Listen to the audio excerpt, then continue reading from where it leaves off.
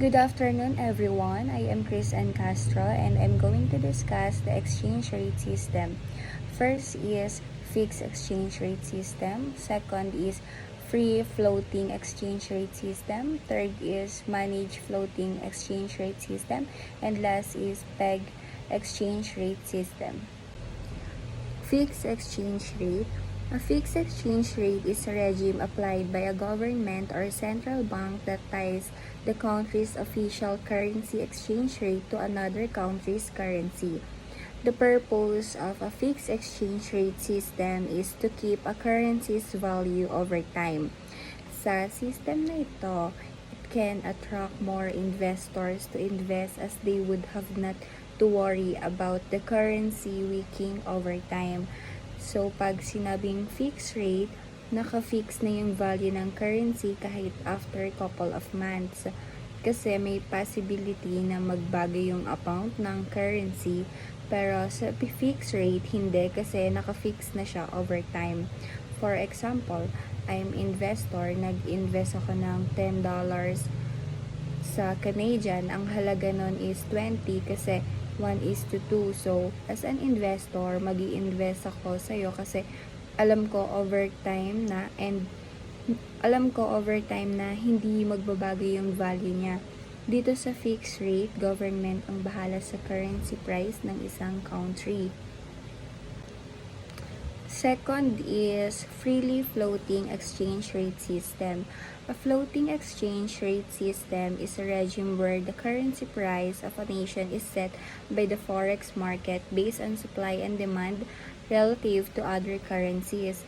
This is in contrast to a fixed exchange rate, in which the government entirely or predominantly determines the rate. In this system, exchange rate are set purely by private market forces with no government involvement. Values change constantly as the demand for and supply of currencies fluctuate. Nakabase ang currency price nito sa supply and demand ng isang country. It depends sa foreign exchange market. For example, bumaba yung value ng pesos tapos tumaas naman yung value ng dollar kasi mas mahal yung binabayaran natin sa kanila. Third is managed float exchange rate system. A managed floating exchange rate is an exchange rate system that allows a nation's central bank to intervene regularly in foreign exchange markets to change the direction of the currency's float and or reduce the amount of currency volatility. This exchange rate system is also known as a dirty float. In this system, yung government nag-i-intervene as buyers or seller of currencies in an effort to influence exchange rate. So, sila ang nagmamanage ng magiging value ng currency nila, nakadepende sa kanila kung ano ang magiging value ng currency nila.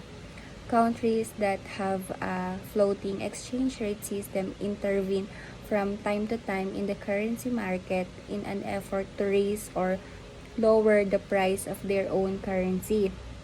Typically, the purpose of such intervention is to prevent sudden large swings in the value of a nation's currency.